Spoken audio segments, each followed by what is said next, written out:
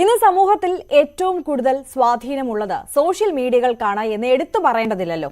അതുകൊണ്ട് തന്നെ social media ഇൻഫ്ലുവൻസേഴ്സിനും അത്രത്തോളം സ്വാധീനം സമൂഹത്തിലുണ്ട്. എന്ത് ചെയ്ത് വൈറലാവുക എന്ന മനസ്ഥിതിയിലേക്ക് നമ്മുടെ സമൂഹം മാറിപ്പോയോ എന്ന് പല സംഭവങ്ങളും കാണുമ്പോൾ തോന്നിപ്പോവുകയാണ്. കഴിഞ്ഞ ദിവസം ആലപ്പുഴയിൽ യൂട്യൂബ് വ്ലോഗർ വൈറലാകാൻ വേണ്ടി റോഡ് നിയമങ്ങൾ പോലും കാറ്റിൽ പറത്തി കാർ സ്വിമ്മിംഗ് പൂളാക്കി യാത്ര നടത്തിയതും തുടർന്നുണ്ടായ കേസും, ഇന്ന് മുംബൈ എയർപോർട്ടിൽ ഒരു യുവതി പരസ്യമായി യാത്രക്കാർക്ക് ശല്യമായി തറയിൽ ഇഴഞ്ഞുപോലും ഡാൻസ് കളിക്കുന്നതും ഒക്കെ നമ്മൾ കണ്ടു. എങ്ങോട്ടാണ് നമ്മുടെ സമൂഹത്തിന്റെ പോക്കെന്ന് ഇതൊക്കെ കാണുമ്പോൾ തോന്നിപ്പോവുകയാണ്. വൈറലാകാനുള്ള ഈ കാട്ടിക്കൂട്ടലുകൾ എവിടെ ചെന്ന് നിൽക്കും? കുട്ടികളെ അടക്കം മോശമായി സ്വാധീനിക്കുന്ന ഇത്തരം കാര്യങ്ങൾ വിലക്കപ്പെടേണ്ടതില്ലേ? സോഷ്യൽ മീഡിയ താരങ്ങൾക്ക് അതിൽ ഒരു ഉത്തരവാദിത്തമില്ലേ? ഇന്ന് ഈ വിഷയമാണ് നമ്മൾ ചർച്ച ചെയ്യുന്നത്. എനിക്കൊപ്പം ചർച്ചയിൽ പങ്കുചേരുന്നു സാമൂഹ്യ നിരീക്ഷകയും എഴുത്തുകാരിയുമായ സജിത അനിൽ, യൂട്യൂബ് താരങ്ങളായ ഷൺമുഖദാസ്, ഷിഹാബ് എന്നിവർ. മൂന്നു പേർക്കും ചർച്ചയിലേക്ക് സ്വാഗതം. ഞാൻ ആദ്യം ഷൺമുഖദാസിലേക്കാണ് പോകുന്നത്. ഷൺമുഖദാസിനെ പറ്റി പറയുമ്പോൾ ദാസേട്ടൻ കോഴിക്കോട് എന്ന് പറഞ്ഞാലായിരിക്കും പ്രേക്ഷകർക്ക് ഏറ്റവും കൂടുതൽ അറിയുക. അത്രത്തോളം ആരാധകരുള്ളൊരു സോഷ്യൽ മീഡിയ താരം കൂടിയാണ് അദ്ദേഹം.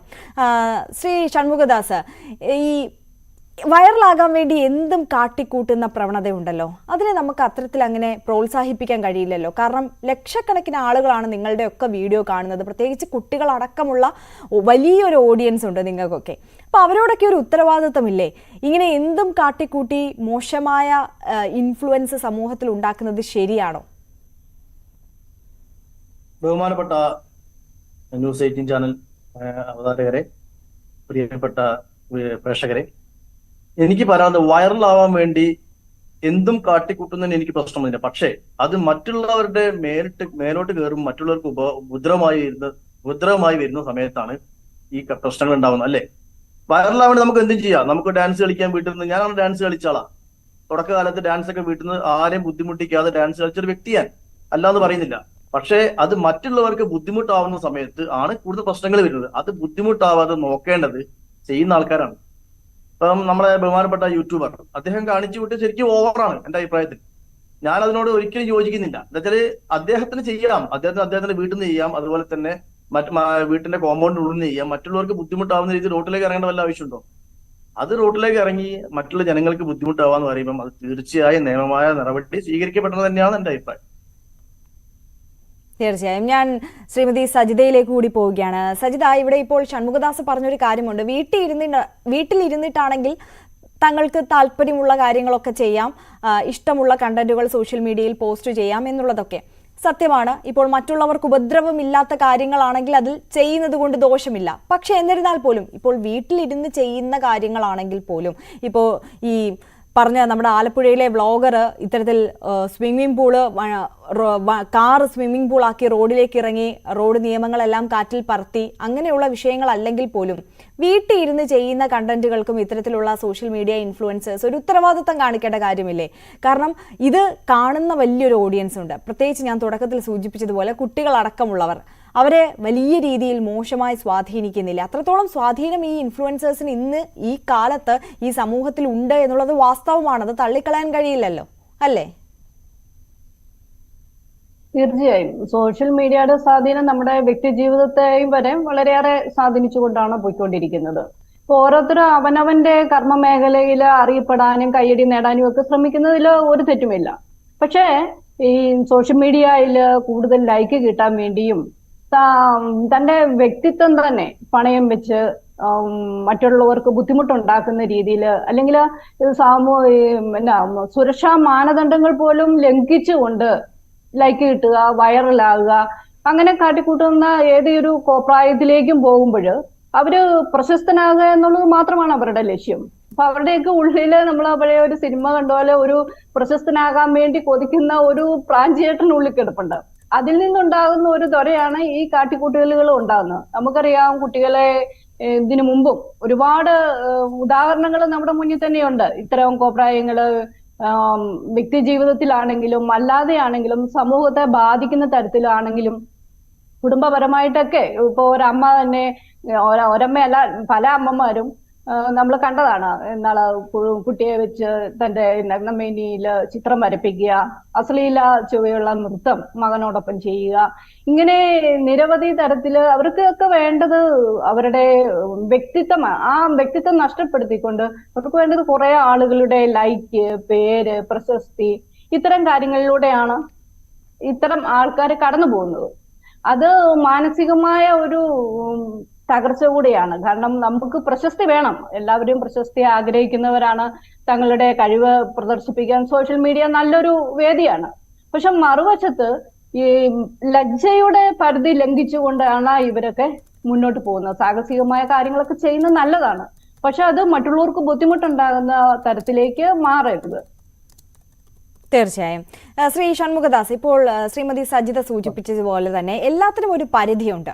ഈ പരിധി നിശ്ചയിക്കേണ്ടത് അവനവൻ തന്നെയാണ്, ഈ കണ്ടന്റ് ഉണ്ടാക്കുന്ന ആളുകൾ തന്നെയാണ്. ഈ എന്തിനും ഏതും സോഷ്യൽ മീഡിയയിലൂടെ കാണിക്കുക എന്നുള്ളത് കേവലം പണം ലഭിക്കുക, കൂടുതൽ ലൈക്ക് കിട്ടുക എന്നതിനപ്പുറം സ്വയം ഒരു പരിധി നിശ്ചയിക്കേണ്ടേ? മറ്റുള്ളവരുടെ വീഡിയോസ് ഒക്കെ കാണുമ്പോൾ താങ്കൾക്ക് തന്നെ പലപ്പോഴും അങ്ങനെ തോന്നിയിട്ടില്ലേ? അങ്ങനെ ഒരു അനുഭവം ഉണ്ടോ പറയാൻ? തീർച്ചയായും. നമ്മളൊരു സിനിമ കണ്ടു കഴിഞ്ഞാൽ ആ സിനിമയിലുള്ള രംഗങ്ങളൊക്കെ സിനിമയായി തന്നെ കാണണമെന്നാണ് എന്റെ അഭിപ്രായം, അല്ലെ? ഇപ്പൊ സിനിമയുടെ ഷൂട്ടിംഗ് നമ്മൾ പൊതു സ്ഥലത്ത് സിനിമയുടെ ഷൂട്ടിംഗ് നടക്കുകയാണെങ്കിൽ അത് സിനിമയുടെ ആൾക്കാർ ബന്ധപ്പെട്ട ആളുകളെ കണ്ട് അതിന്റെ ലൈസൻസും കാര്യങ്ങളും വാങ്ങിയിട്ടാണ് സിനിമ ഷൂട്ട് ചെയ്യുന്നത്. നേരെ മറിച്ച് സിനിമയിൽ അതേ സീന് നമ്മളെ യൂട്യൂബേഴ്സ് അതുപോലെ തന്നെ മറ്റുള്ള ആൾക്ക് അനുകരിക്കുന്ന സമയത്ത് യാതൊരു ലൈസൻസും ഒരു അതോറിറ്റിയിൽ നിന്ന് വാങ്ങുന്നില്ല. അതോറിറ്റി ലൈസൻസ് കൊടുക്കോ കൊടുക്കാത്തത് വേറെ കാര്യം. അതൊന്നും ചെയ്യാതെ സിനിമയിലെ സീന് ആ ആവേശം സിനിമ ഞാൻ കണ്ട സിനിമയാണ്. അതിലെന്താണ്, ഒരു വീടിന്റെ കോമ്പൗണ്ടിന്റെ ഉള്ളിൽ ഒരു വണ്ടീനുള്ളിലാണ് ഒരു ടാർപോളിയും വെച്ച് സ്വിമ്മിംഗ് പൂളായി ഉപയോഗിക്കുന്നത്. ഇതിപ്പോ അങ്ങനെയാണോ? ഇത് അദ്ദേഹത്തിന്റെ വീട്ടിന്റെ മുമ്പിൽ തന്നെ അദ്ദേഹത്തിന്റെ വണ്ടിയിൽ ഇങ്ങനെ സ്വിമ്മിംഗ് പൂൾ ഉണ്ടാക്കി എടുത്തു കഴിഞ്ഞാൽ ഒരു ബുദ്ധിമുട്ടില്ല. നേരെ മറിച്ച് അത് പൊതുസ്ഥലത്തേക്ക് പൊതുജനങ്ങൾക്ക് ബുദ്ധിമുട്ടാവുന്ന രീതിയിൽ നമ്മളെ MBDന്റെ നിയമങ്ങൾ ലംഘിച്ചുകൊണ്ട് ഇറങ്ങുന്നത് കൊണ്ടാണ് ഇതുപോലത്തെ വിഷയങ്ങൾ വരുന്നത്. ഞാനൊരു ഉദാഹരണം മാത്രം പറയല്ല. അതായത് ഇതുപോലെ തന്നെ മറ്റു ആളുകളെ നമ്മൾ ചെയ്യുന്ന വീഡിയോ മറ്റുള്ള ആൾക്കാർ കാണണം, ലൈക്ക് ചെയ്യണമെന്നൊക്കെ നമുക്ക് ആഗ്രഹം ഉണ്ടാവും. പക്ഷേ വേറെ ആൾക്കാരെ നെഞ്ചത്ത് കയറിയിട്ട് ചെയ്യുന്നതിന് എനിക്ക് യാതൊരു യോജിപ്പില്ല. നമ്മള് ചെന്നൈയിൽ ഇതിനു മുമ്പ് സംഭവിച്ച കാര്യം, ഇതിനു മുമ്പ് ചാനൽ ചർച്ചയിൽ പങ്കെടുത്ത ഒരു പോലീസുകാരി ഇവിടെ കുറച്ച് മോശമായി പെരുമാറി എന്റെ യൂട്യൂബേഴ്സിനെ അവര് ജയിലിലൊക്കെ ആക്കിയിരുന്നില്ല, അങ്ങനെയാണ് അറിയാൻ കഴിഞ്ഞത്. അതിനുശേഷം കേരളത്തിൽ വരുന്ന സംഭവമാണത്. അതെ, അന്ന് ഹൈക്കോടതിയുടെ പരാമർശം കൂടി ആ ഒരു വിഷയത്തിൽ വന്നിരുന്നു. ഇത്തരത്തിൽ എന്തും കാട്ടിക്കൂട്ടുന്നതാവരുത് കണ്ടന്റുകൾ എന്നായിരുന്നു അന്ന് കോടതി പറഞ്ഞത്. അത്രത്തോളം ഉത്തരവാദിത്തമുള്ള ഒരു ജോലി കൂടിയാണ് ഈ യൂട്യൂബ് വ്ലോഗിംഗ് എന്നുള്ളത് കൂടി കോടതി അന്ന് സൂചിപ്പിച്ചിരുന്നു. അതേ സെയിം സംഗതി തന്നെയാണ് ഇപ്പം നമ്മുടെ കേരളത്തിൽ സംഭവിച്ചത്, അല്ലെ? കാട്ടിക്കൂട്ടാം, ലൈക്കൊക്കെ നമുക്ക് കിട്ടേണ്ടത് തന്നെയാണ്, പക്ഷെ അത് വേറെ ആൾക്കാരെ ബുദ്ധിമുട്ടിച്ചാകാൻ പാടില്ല എന്നൊരു ഒരൊറ്റ പ്രിൻസിപ്പിൾ എനിക്കുള്ളൂ. ഞാനും വീഡിയോ ചെയ്യുന്ന ആൾ തന്നെയാണ്. പക്ഷെ ആ പ്രിൻസിപ്പിൾ ലംഘിച്ച് ചെയ്യാൻ പാടില്ല എന്നാണ് എന്റെ വിനീതമായ അഭിപ്രായം എല്ലാ യൂട്യൂബേഴ്സിനോട്. തീർച്ചയായും. ശ്രീമതി സജിത, ഇപ്പോൾ ഷൺമുഖദാസ് സൂചിപ്പിച്ച ഒരു കാര്യമുണ്ട്. അതായത് ഈ സിനിമയ്ക്കുണ്ടാകുന്ന ഒരു സ്വാധീനം, നമുക്ക് ഈ സിനിമ സമൂഹത്തിൽ എത്രത്തോളം സ്വാധീനം ചെലുത്തുന്നുണ്ട് എന്ന് പറഞ്ഞാൽ പോലും സ്വാധീനമുണ്ട്. പക്ഷേ എന്നിരുന്നാൽ പോലും അത് സിനിമയാണ്, അതൊരു ഫിക്ഷനാണ്, അതൊരു കൃത്യമായ തിരക്കഥയുടെ അടിസ്ഥാനത്തിൽ ഉള്ളതാണ് എന്നുള്ളത് ഇപ്പോൾ എല്ലാവരും അത്തരത്തിൽ തന്നെ, ഭൂരിഭാഗം ആളുകളും അത്തരത്തിൽ തന്നെ മനസ്സിലാക്കുന്നവർ തന്നെയാണ്, ആ ഒരു ബോധമുള്ളവർ തന്നെയാണ്. പക്ഷേ ഈ വ്ളോഗിങ്ങിലേക്ക് വരുമ്പോൾ കൂടുതൽ ആൾക്കാരും ലൈഫ് സ്റ്റൈൽ വ്ളോഗിങ് ചെയ്യുന്ന ആളുകളാണ്. അവരെന്ന് പറയുമ്പോൾ അവരുടെ ജീവിതം, അതായത് അവർ രാവിലെ എഴുന്നേറ്റിട്ട് രാത്രി ഉറങ്ങുന്നത് വരെ എന്ത് ചെയ്യുന്നു എന്നുള്ളത് പരസ്യമായി ഒരു ക്യാമറ എടുത്തു വെച്ച് ഷൂട്ട് ചെയ്ത് ജനങ്ങളിലേക്ക് എത്തിക്കുകയാണ് ചെയ്യുന്നത്. അപ്പോൾ അവരുടെ ജീവിതത്തിൽ അവർ ചെയ്യുന്ന എല്ലാ കാര്യങ്ങളും അവർ അത്തരത്തിൽ പുറത്തേക്ക് എത്തിക്കുന്നുണ്ട്. ഈ കാര്യത്തിൽ എന്തെങ്കിലും ഒരു പരിധി വേണം. അതായത് എന്തും ചെയ്യുന്നതാകരുത് ഇത്തരത്തിലുള്ള വ്ളോഗിങ്ങുകൾ എന്ന് തോന്നിയിട്ടില്ലേ? തീർച്ചയായിട്ടും. അത് തന്നെയാണ് ഞാൻ ആദ്യം പറഞ്ഞതും. നമുക്ക് പ്രശസ്തി നേടാനുള്ള ആഗ്രഹം മനുഷ്യ സഹജമാണ്. അഭിനന്ദനങ്ങളും അംഗീകാരങ്ങളൊക്കെ നമ്മൾ ആഗ്രഹിക്കുകയും ചെയ്യും. അത് നിർലോഭം നൽകുന്നത് അവരുടെ നന്മയ്ക്കും നമ്മുടെ സന്തോഷത്തിനും ഒക്കെ കാരണമാണോ? പക്ഷെ ഇങ്ങനെ ഇവരുടെ വളർച്ചയ്ക്ക് ഉതകുന്നതാ, പക്ഷെ അത് നന്മ ഉദ്ദേശിച്ച് നിൽക്കുന്നതായിരിക്കണം. ഇപ്പൊ നമ്മുടെ ഒരു രാവിലെ തൊട്ട് വീട്ടില് നമ്മുടെ ക്യാമറ ഓണാക്കി നമ്മുടെ ലൈഫ് സ്റ്റൈല് മുഴുവൻ കാണിക്കുക എന്ന് വെച്ചാൽ എല്ലാത്തിനും ഒരു പരിധിയുണ്ട്. ഇത് കാണുന്നത് 1-2 ആളുകളല്ല. ഇത് ഇപ്പൊ സിനിമയുടെ കാര്യം എന്ന് പറഞ്ഞാൽ സിനിമ മനുഷ്യനെ സ്വാധീനിക്കുന്നൊക്കെ ഉണ്ട്. എത്രയൊക്കെ അത് സിനിമയാണ് എന്ന് പറഞ്ഞാൽ പോലും അതിനെ സ്വാധീനിക്കുന്നത് കൊണ്ടാണ് ഇത്തരം യൂട്യൂബേഴ്സും ബ്ലോഗർമാരും ഒക്കെ ഇത്തരം പരിപാടിയിലേക്കും ഒക്കെ എത്തപ്പെടുന്നത്. പക്ഷെ അത് ചെയ്യുമ്പോഴും എല്ലാത്തിനും ഒരു പരിധിയുണ്ട്. കാരണം നമുക്കറിയാം അലക്സാണ്ടർ ചക്രവർത്തിയും നെപ്പോളിയനും ഒക്കെ ലോകം വെട്ടിപ്പിടിക്കാൻ ഇറങ്ങി തിരിച്ചത് തന്നെ അവരുടെ പേരിനും പ്രശസ്തിക്കും വേണ്ടിയിട്ടായിരുന്നു. ഇപ്പൊ ചിലരുടെ ഈ പ്രശസ്തി നേടാനുള്ള പേരും പെരുമയും പ്രശസ്തിയും നേടാനുള്ള ചിലരുടെ ദുർബുദ്ധിയിൽ നിന്നാണ് രണ്ടാം ലോക മഹായുദ്ധം പോലും ഉടലെടുത്തത്. ഇപ്പൊ ഇത് അതുമായി കണക്റ്റഡ് അല്ല എങ്കിൽ പോലും ഞാൻ പറഞ്ഞു വന്നത്, നമ്മൾ എന്തിനും ഒരു പരിധിയുണ്ട്. നമ്മുടെ പുരോഗമനം ഒക്കെ നല്ലതാണ്, സ്വന്തം കാലിൽ നിന്ന് പൈസ സമ്പാദിക്കുന്നതൊക്കെ നല്ലതാണ്. പക്ഷെ അത് എന്ത് കോപ്രായവും മറ്റുള്ളവരെ വളരെ മറ്റുള്ളവർക്ക് മാതൃക കൊടുക്കാതെ അവരുടെ ജീവിതത്തിന്റെ ഓരോ ഘട്ടങ്ങളിലൂടെയും കടന്നു പോകുന്ന വൈകൃതമായതും വികാരപരിതവുമായ കാര്യങ്ങളും എല്ലാം ആളുകളിലേക്ക് എത്തിക്കുക എന്ന് പറഞ്ഞാൽ അതിനൊക്കെ ഒരു പരിധി സോഷ്യൽ മീഡിയ തന്നെ അത് നിശ്ചയിക്കേണ്ടതാണ്. എല്ലാത്തിനും ഒരു അതിർവരമ്പ് വേണം എന്നാണ് എനിക്ക് പറയാനുള്ളത്. തീർച്ചയായും. ഷൺമുഖദാസിന് എന്താണ് വ്യക്തിപരമായി തോന്നുന്നത്, ഈ സോഷ്യൽ മീഡിയ ഈ ഫീൽഡിൽ തന്നെ നിൽക്കുന്ന ഒരാൾ എന്നുള്ള തരത്തിൽ നോക്കുമ്പോൾ മറ്റുള്ള ആളുകളുടെ കണ്ടന്റുകൾ എല്ലാം ശ്രദ്ധിക്കാറുണ്ടല്ലോ, ഇത്തരത്തിൽ വിലക്കപ്പെടേണ്ട അല്ലെങ്കിൽ ഇത് പാടില്ല എന്ന് തോന്നുന്ന കണ്ടന്റുകൾ അത് ഏതൊക്കെയാണ് എന്ന് സ്വയം ഒരു വിമർശനം നടത്തിയിട്ടുണ്ടോ? തീർച്ചയായും. ഞാൻ നമ്മളെ യൂട്യൂബ് മാത്രമൊന്നുമല്ല, യൂട്യൂബിലും അതുപോലെ തന്നെ ഇൻസ്റ്റാഗ്രാമിലും ഫേസ്ബുക്കിലൊക്കെ എന്റെ ആശയങ്ങൾ പങ്കുവെക്കുന്ന ഒരാളാണ്. എന്റെ ഫാമിലി സംബന്ധമായ കാര്യങ്ങളൊക്കെ ഞങ്ങൾ വീട്ടിലെല്ലാ കുട്ടികളും കൂടി ഞങ്ങളെ തമാശ പറയുന്നത് എല്ലാ കാര്യങ്ങളും ചെയ്യുന്ന ഒരു കണ്ടന്റ് ക്രിയേറ്ററാണ് ഞാൻ.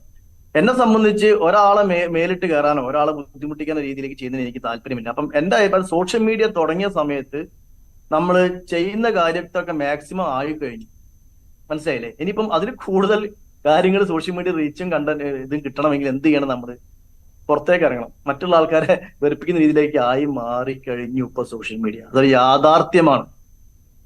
യാഥാർത്ഥ്യം. നമ്മളിപ്പോ ഒരു ഉദാഹരണം, യൂട്യൂബേഴ്സ് ആണ്. നമ്മളിപ്പോ പുറത്ത് ഒരു യൂട്യൂബ് മൈക്കുമായിട്ട് ഇറങ്ങിക്കഴിഞ്ഞാൽ ഇപ്പൊ നമ്മൾ നേരത്തെ ഒരു പരാമർശം വന്നു, ഒരു ലേഡിനോട് എന്തോ 2 യൂട്യൂബേഴ്സ് മോശമായി പെരുമാറുന്നുണ്ട്. നമ്മൾ ചോദ്യങ്ങൾ ഒരാൾ ചോദിക്കുന്ന സമയത്ത് അത് മറ്റുള്ളവരെ ബുദ്ധിമുട്ടിക്കുന്ന രീതിയിൽ ചോദിക്കാൻ പാടില്ല.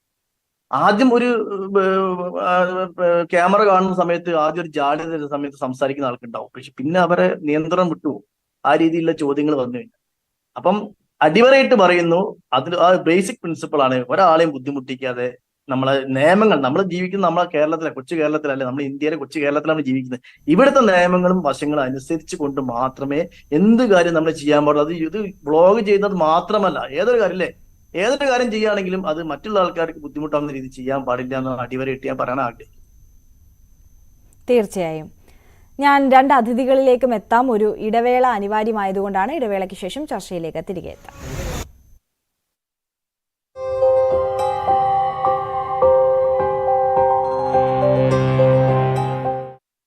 കന്യാകുമാരി പതിവ് പോലെ സുന്ദരമാണ്. പലപ്പോഴും മഴക്കാലമൊക്കെ ആവുമ്പോൾ പ്രഭാത ദൃശ്യങ്ങൾ, അതായത് സൂര്യോദയം കാണാൻ ഇവിടെ വരെ കഴിയാതെ പോകുന്ന നിരാശരായ നിരവധി വിനോദസഞ്ചാരികൾ. പക്ഷെ ഇന്ന് വളരെ സുന്ദരമായ ഒരു പ്രഭാതമായിരുന്നു ഇവിടെ കാണാൻ കഴിഞ്ഞത്. വളരെ മനോഹരമായ പ്രഭാതം. അത് കണ്ട ശേഷം സഞ്ചാരികൾ ഇവിടെ നിൽക്കുകയാണ്. ഈ കന്യാകുമാരി ത്രിവേണി സംഗമത്തിന് തൊട്ടടുത്ത് അവിടെ വിവേകാനന്ദ പാറയിൽ ഇന്ത്യയുടെ പ്രധാനമന്ത്രി ഇന്നലെ വൈകിട്ട് 6:30 മുതൽ ധ്യാനം ഇരിക്കുക. അതുതന്നെയാണ് ഇന്ന് കന്യാകുമാരിയുടെ പ്രഭാതത്തെ ഏറ്റവും പ്രധാനമാക്കുന്നത്, ഏറ്റവും പ്രത്യേകത ഉണ്ടാക്കുന്നത്. എല്ലാ ദിവസവും ഇവിടെ സൂര്യോദയം കാണാൻ നിരവധി ആളുകൾ എത്താറുണ്ട്. പക്ഷേ ഇന്ന് ഇന്ത്യയുടെ പ്രധാനമന്ത്രി ഇവിടെ ഉണ്ട്. അതിന്റേതായ സുരക്ഷാ ക്രമീകരണങ്ങളുണ്ട്. നമുക്ക് മുന്നിൽ കാണുന്ന ഈ പടികളിലൊക്കെ പോയി നിന്ന ആളുകൾ പലപ്പോഴും ഈ സൂര്യോദയം കാണാനും ത്രിവേണി സംഗമത്തിലേക്ക് ആ ഭാഗത്ത് ഇറങ്ങാനും ഒക്കെ എപ്പോഴും കരുതുന്നു. പക്ഷെ ഇന്ന് അവിടേക്ക് കടക്കാൻ കഴിയില്ല. അവിടെ ശക്തമായ സുരക്ഷാ ക്രമീകരണങ്ങളുണ്ട്. അത് പ്രധാനമന്ത്രിയുടെ സന്ദർശനത്തിന്റെ ഭാഗമാണ്. അദ്ദേഹം ഇവിടെ തുടരുന്നതിന്റെ ഭാഗമായാണ് മലയാളികളും അതുപോലെ തമിഴ്നാട്ടുകാരും നോർത്ത് ഇന്ത്യൻസുമായിട്ട് നിരവധി പേർ ഇവിടെ ഇന്നും ഈ വിനോദസഞ്ചാരത്തിനായി കന്യാകുമാരിയിലെ പ്രഭാതം ഏറ്റവും പ്രശസ്തമായ, ലോകത്തിന് ഏറ്റവും പ്രശസ്തമായ, ഏറ്റവും മനോഹരമായ പ്രഭാത ദൃശ്യങ്ങളിലൊന്നാണ് കന്യാകുമാരിയിലെ സൂര്യോദയം. അതുപോലെ സൂര്യാസ്തമയം സമാനമായ വളരെ മനോഹരമായ കാഴ്ചയാണ്. ഏതായാലും ഇന്ത്യൻ പ്രധാനമന്ത്രി നരേന്ദ്രമോദി ഇന്ത്യൻ ലോക്സഭാ തെരഞ്ഞെടുപ്പിന്റെ അവസാന ഘട്ടത്തിന്റെ മൌനപ്രചരണ ദിവസം അദ്ദേഹം ഇവിടെയാകും, ഈ വിവേകാനന്ദ പാറയിലാകും അദ്ദേഹം ധ്യാനമിരിക്കുക. ഇന്നലെ വൈകുന്നേരം തുടങ്ങിയ ധ്യാനം, ഇന്നലെ സന്ധ്യയോടുകൂടി ധ്യാനം തുടരുക. 45 മണിക്കൂറിലധികം ഇന്ത്യൻ പ്രധാനമന്ത്രി ഇവിടെ ധ്യാനമിരിക്കുമെന്നാണ് അദ്ദേഹവുമായി നേരത്തെ ലഭിച്ച റിപ്പോർട്ടുകൾ. ഏതായാലും നാളെ വൈകിട്ട് 3 മണി വരെ അദ്ദേഹം ഇവിടെ ഉണ്ടാകും.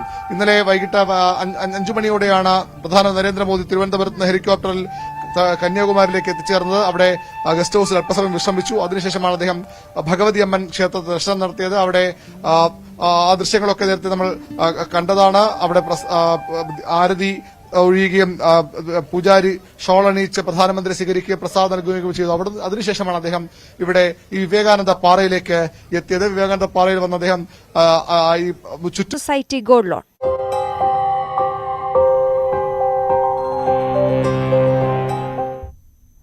കൈവിടുന്ന വൈറൽ കളികൾ എന്നുള്ള വിഷയത്തിൽ നമ്മൾ ചർച്ച തുടരുമ്പോൾ നമുക്കൊപ്പം ഇപ്പോൾ യൂട്യൂബർ ഷിഹാബ് കൂടി ചേരുന്നുണ്ട്. ഷിഹാബിനെ നമുക്ക് ഓൺലൈൻ സൂമിൽ കണക്ടിവിറ്റി ആയില്ല, അതുകൊണ്ടാണ് ടെലിഫോൺ ലൈനിൽ ചേരുന്നത്. ഷിഹാബ്, നമ്മൾ നേരത്തെ സൂചിപ്പിച്ച വിഷയങ്ങളൊക്കെ തന്നെ ഉണ്ടല്ലോ, വൈറലാകാൻ വേണ്ടി എന്തും ചെയ്യുന്ന കാര്യങ്ങൾ, ഈ നിയമങ്ങൾ പോലും കാറ്റിൽ പറത്തിക്കൊണ്ട് പല ആളുകളും സാഹസികമായി എന്തൊക്കെ കാര്യങ്ങൾ ചെയ്തു കൂട്ടുന്നുണ്ട്. ഇത്തരത്തിൽ യൂട്യൂബർമാർ ചെയ്യുന്നതിന് മുമ്പ് അവർക്ക് സാമൂഹികപരമായ ഒരു ഉത്തരവാദിത്തമില്ലേ? അത് ആ ഒരു ബോധം ചെയ്യുന്ന എല്ലാ ആളുകളും വേണ്ട. ഒരു യൂട്യൂബർ എന്നുള്ള നിലയിൽ ഷിഹാബിന് എന്താണ് പറയാനുള്ളത്? ഓക്കെ, തീർച്ചയായിട്ടും നമുക്കറിയാം, യൂട്യൂബിലൂടെ ഫെയിം കണ്ടെത്തുന്ന ആളുകളും സോഷ്യൽ മീഡിയയിലൂടെ വരുമാനം കണ്ടെത്തുന്ന ആളുകളും ഫേസ് ചെയ്യുന്ന വലിയൊരു പ്രശ്നമാണ് അവര് കണ്ടന്റുകൾ കണ്ടെത്തുക എന്ന് പറയുന്നത്. അപ്പോ ഞാൻ മനസ്സിലാക്കിയെടുത്തോളം നമ്മൾ ജീവിക്കുന്ന ഈ ഒരു സമൂഹത്തിൽ ക്യൂരിയോസിറ്റി ഉള്ള കണ്ടന്റുകൾ കൊണ്ടുവന്ന് നിലനിൽക്കുക എന്ന് പറയുന്നത് അതിന്റെ സാധ്യതകൾ എത്രത്തോളം ഉണ്ടെന്ന് ഒരുപക്ഷെ നമ്മളൊക്കെ കാണുന്ന പത്രമാധ്യമങ്ങളിലൂടെ അവർ തിരിച്ചറിഞ്ഞ കാര്യമായിരിക്കും. അതായത് നമ്മൾ പഠിക്കുന്ന സമയത്ത് ഡിഗ്രി പഠിക്കുന്ന സമയത്ത് നമ്മൾ ജേർണലിസത്തിൽ പഠിക്കുന്ന ഒരു കാര്യമുണ്ട്. ഒരു പട്ടി ഒരു മനുഷ്യനെ കടിച്ചു എന്ന് പറയുന്നതിനേക്കാളും ക്യൂരിയോസിറ്റി ആളുകൾക്ക് ഉണ്ടാകുന്നത് ഒരു മനുഷ്യൻ ഒരു പട്ടിയെ കടിച്ചു എന്നും കൊന്നു എന്നൊക്കെ പറയുന്നതായിരിക്കും എന്ന് നമ്മൾ പഠിച്ചിട്ടുണ്ടായിരുന്നു. നമ്മുടെ അധ്യാപകർ തമാശക്ക് പറയാറുണ്ടായിരുന്നു. അതുപോലെ തന്നെ വ്യത്യസ്തമായ കാര്യങ്ങൾ ചെയ്യുമ്പോൾ ഒരുപക്ഷെ കൂടുതൽ അറ്റൻഷൻ കിട്ടുന്നത് തന്നെയായിരിക്കാം ഇത്തരം കാര്യങ്ങളിലേക്ക് അവരെ കൊണ്ടുപോകുന്നത്. അതിന് ഞാനും നിങ്ങളൊക്കെ അടക്കമുള്ള സൊസൈറ്റിക്ക് കൂടി ആയിട്ട് ഉത്തരവാദിത്തം ഉണ്ടെന്ന് കൂടി എനിക്ക് തോന്നാറുണ്ട്. കാരണം ചെറിയ വൈറൽ കണ്ടന്റുകൾ വലിയ രീതിയിൽ ആഘോഷിക്കപ്പെടുകയും കുറച്ചു കാലം ആ ഒരു ട്രെൻഡായിട്ട് തന്നെ കൊണ്ട് നടക്കുകയും ചെയ്യുന്ന ഒരു സമൂഹത്തിൽ ജീവിക്കുമ്പോൾ സ്വാഭാവികമായിട്ടും അത്തരം ക്രിയേറ്റിവിറ്റികൾക്ക് വലിയ സ്കോപ്പ് ഉണ്ടെന്നൊരു ചിന്തയിലേക്ക് അവരെ എത്തിക്കുന്നതായിരിക്കാം. അപ്പോൾ ദാസേട്ടൻ പറഞ്ഞതുപോലെ അത് മറ്റുള്ളവർക്ക് ഉപദ്രവമല്ലാത്ത രീതിയിലാകുമ്പോൾ പക്ഷെ അവർ സ്വയം ഏറ്റുവാങ്ങുന്ന ട്രോളുകൾക്ക് അപ്പുറത്തേക്ക് വലിയ പ്രശ്നങ്ങളൊന്നും ഇല്ലാതെ തന്നെ പോകാൻ സാധ്യതയുണ്ട്. അതിനപ്പുറം ഇപ്പൊ നമ്മൾ ചർച്ചയ്ക്ക് എടുക്കാനുള്ള ഈ വിഷയം എടുക്കാനുള്ള കാരണം എന്ന് പറയുന്നത് റീസെന്റ് ആയിട്ട് നടന്ന കുറച്ച് കാര്യങ്ങളായിരിക്കാം. അപ്പൊ ഞാൻ അതിലേക്ക് പോകുന്നില്ല. പക്ഷെ എങ്കിലും അത്തരം കാര്യങ്ങൾ ഒരു സമൂഹത്തെ നെഗറ്റീവായിട്ട് ബാധിക്കുമ്പോൾ മറ്റുള്ളവരുടെ ജീവിതത്തിലേക്ക് കൂടി അതൊരു ബുദ്ധിമുട്ടായിട്ട് മാറുമ്പോഴാണ് ചർച്ചകൾ ഉണ്ടാകുന്നത്. അപ്പൊ ഞാൻ മനസ്സിലാക്കിയെടുത്തോളം അതൊരു പെട്ടെന്ന് സുപ്രഭാതത്തിൽ അവർക്കെതിരെ വലിയ നിയമ നടപടികളിലൂടെ നമുക്ക് സ്റ്റോപ്പ് ചെയ്യാൻ പറ്റുന്ന കാര്യമല്ല. അതൊരു സമൂഹത്തിന്റെ ചിന്താഗതിയുടെ പ്രശ്നമാണ്. നമ്മളത് കൂടുതൽ കാണുന്നു, അപ്പോൾ ആളുകൾ കൂടുതൽ അത് കാണിക്കാൻ ശ്രമിക്കുന്നു എന്ന് എനിക്ക് തോന്നുന്നു. അതുകൊണ്ടായിരിക്കാം. പക്ഷേ നേരത്തെ നമ്മൾ കണ്ടിട്ടുള്ളതാണ് ഷിഹാബ്, ഈ തെറിപ്പാട്ടും ഒക്കെ ഒരു യൂട്യൂബർ നടത്തിയ സമയത്തും ഇതുപോലെയുള്ള നിയമ നടപടി ഉണ്ടായി. ഈ നിയമ നടപടി നടക്കുമ്പോൾ ഈ നിയമപാലകർക്കെതിരെ തിരിയുന്ന ഒരു കൂട്ടം സമൂഹത്തെ നമ്മൾ കണ്ടു. ഇവരുടെ ഫാൻസ് എന്ന് പറയുന്ന ഒരു കൂട്ടം ആളുകളെ നമ്മൾ അത്തരത്തിൽ കണ്ടു. അത് കാണിക്കുന്നത് ഇവരെന്ത് ചെയ്താലും അതേപടി അതാണ് കറക്റ്റ് എന്ന് വിശ്വസിച്ച് പിന്നാലെ പോകാൻ ഒരു കൂട്ടം ജനങ്ങൾ, പ്രത്യേകിച്ച് കുട്ടികളടക്കമുള്ള വലിയൊരു സമൂഹമുണ്ട് എന്നുള്ളതാണ്. ഈ ഇത്തരത്തിൽ നടപടികൾ ഉണ്ടായിട്ടും വീണ്ടും ഇത്തരത്തിലുള്ള സംഭവങ്ങൾ ആവർത്തിക്കപ്പെടുകയാണ് ചെയ്യുന്നത്. ഷിഹാബ് ഒരു യൂട്യൂബർ എന്നുള്ള നിലയിൽ ഇത്തരത്തിൽ ലക്ഷക്കണക്കിന് ആരാധകരിലേക്ക്, പ്രേക്ഷകരിലേക്ക് ഒരു വീഡിയോ എത്തിക്കുന്നതിന് മുമ്പ് ശ്രദ്ധിക്കുന്ന കാര്യങ്ങൾ അതെന്തൊക്കെയായിരിക്കും? ഓക്കെ, തീർച്ചയായിട്ടും ഞാൻ ഏകദേശം ഒരു 17 ലക്ഷത്തോളം ഫോളോവേഴ്സ് സോഷ്യൽ മീഡിയയിലുള്ള ഒരു വ്യക്തി എന്ന രീതിയിൽ എനിക്ക് സന്തോഷത്തോടു കൂടി പറയാൻ സാധിക്കും. ഞാൻ എന്റെ ഫേസ്ബുക്കിൽ കൊടുത്തേക്കുന്ന ഡിസ്ക്രിപ്ഷനിൽ ഇങ്ങനെയാണ്: about my life, my existence, my survival and my happiness. ഇതിനെ കുറിച്ചായിരിക്കും എന്റെ സോഷ്യൽ മീഡിയയിലൂടെ ഞാൻ പറയുന്നതെന്ന് ഞാൻ ആദ്യം തന്നെ കൊടുത്തിട്ടുണ്ടായിരുന്നു. എന്റെ ജീവിതത്തിൽ ഉണ്ടാവുന്ന